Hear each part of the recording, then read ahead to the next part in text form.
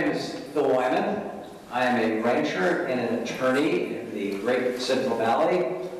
I'm a fifth-generation Californian, and I'm so glad to be here as a candidate for Attorney General of the state of California.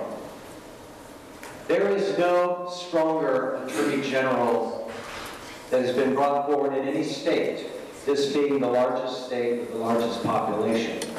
And yet we have seen, really not going back until you come to Governor George Duke Machen and Dan Lundgren, that you had attorneys general that had the best interests of this people in our state at hand. I've served in the legislature. I've run against 2 Democrats, and I've defeated them twice. And with Kamala Harris, that I intend to be the 3rd.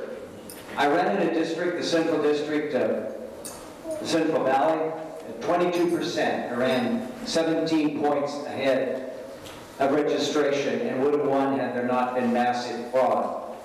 As a Prop 13 baby, I am, and as a gun owner and a person that has a ranch, a hunting ranch, I have a perfect Second Amendment voting record in my tenure in the Assembly and the Senate. I was policy director in the Assembly.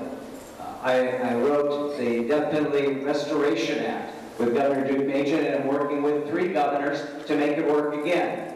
Was author of 3 strikes, and 3 strikes has saved, according to statistics of the Attorney General's office at the time, 3 strikes allowed 5,000 Californians who were otherwise going to be the victims of murder to be alive.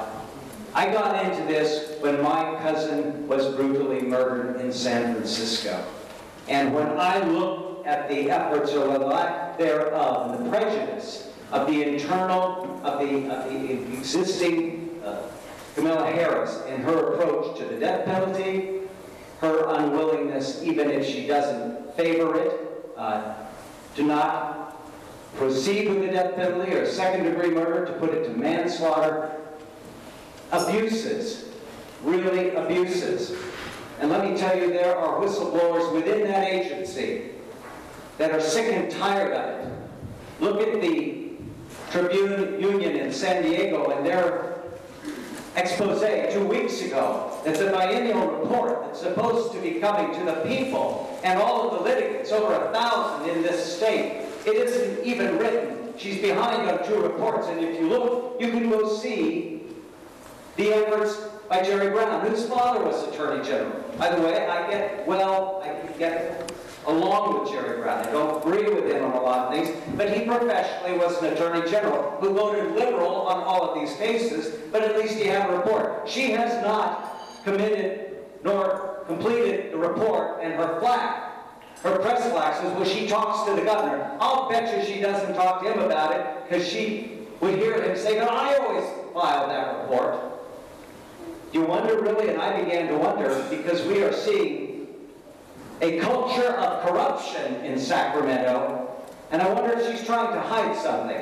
Because if you look at Jerry Brown's report, what is it? Hundreds and hundreds and hundreds of lawsuits, from logging to environmental to Prop 32, on and on. As the policy director for 6 years for the Republican caucus, and doing the same with Senator Manning and Democrats as well, I know all those policy issues, and as I look at the report that wasn't filed, all it was the update of these lawsuits that have good, competent attorneys who work for the Department of Justice. There are 5,000 people that work there. So she is in some deep, deep trouble, because I think she's probably trying to hide something. Now, I'm going to rely on some written points that I made here, because as a lawyer, she's a lawyer, and she needs to know, and those that are concerned need to know as well, that first of all, last November, I did not intend, again, to run for office, although I think I am highly qualified from the perspective of a conservative, and I'm very honored to have the endorsement of the Howard Charles Taxpayers Association. I always have 100%, so I get the National Rifle Association, the Pistol Association, and other support.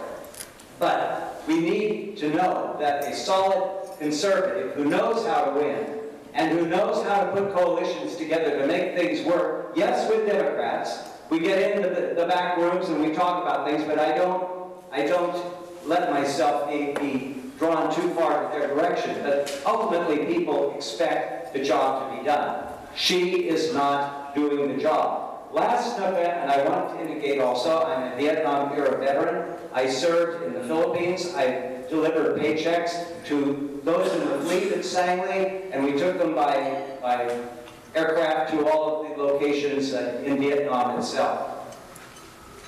And having said that, I went back after many, many years after this horrific typhoon struck my beautiful kababayans, because I speak the language and I love those people. I went to a Jesuit law school there. I was taught by Tony Kennedy, Justice Kennedy, to be a good lawyer.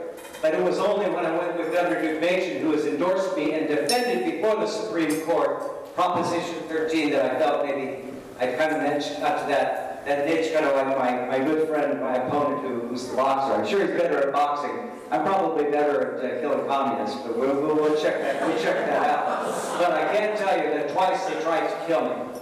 Twice they tried to kill me. So when I saw that Senator Leland Yee had been taking arms to Mindanao and thought of the folks I found that I started the Philippine Astronomical Society, 15,000 strong.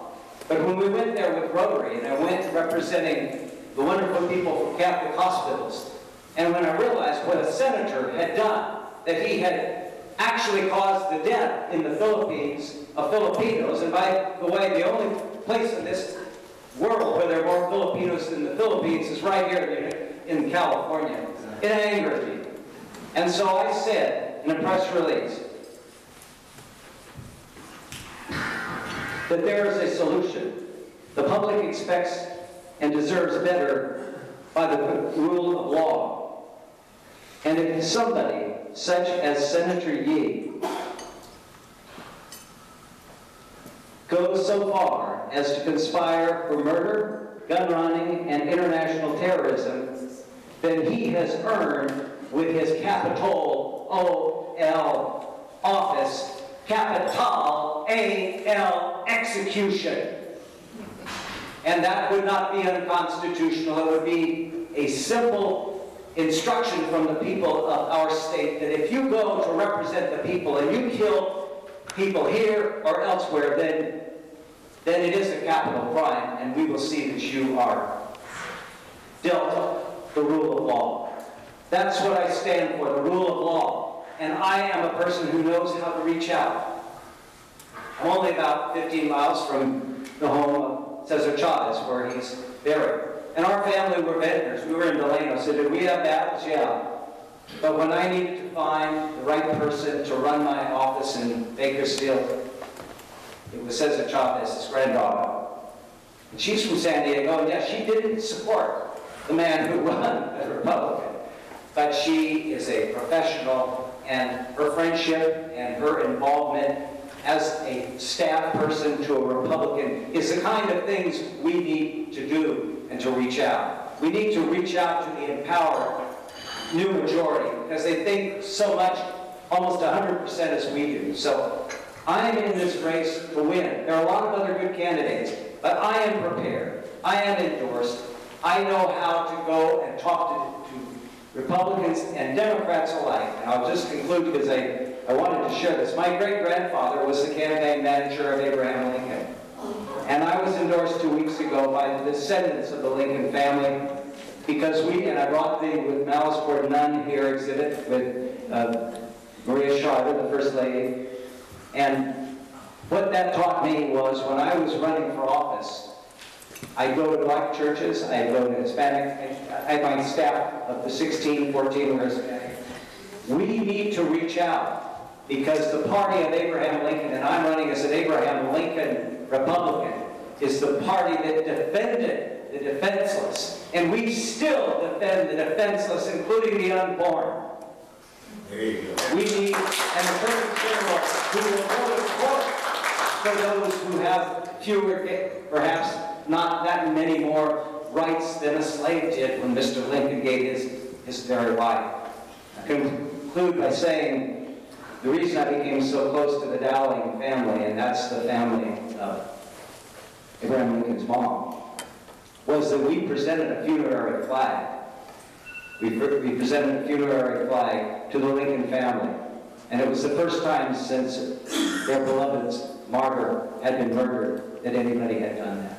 So we Republicans can win because our party stands for the Republic and the goodness of the greatest leader, save Jesus Christ. And that was President Abraham Lincoln.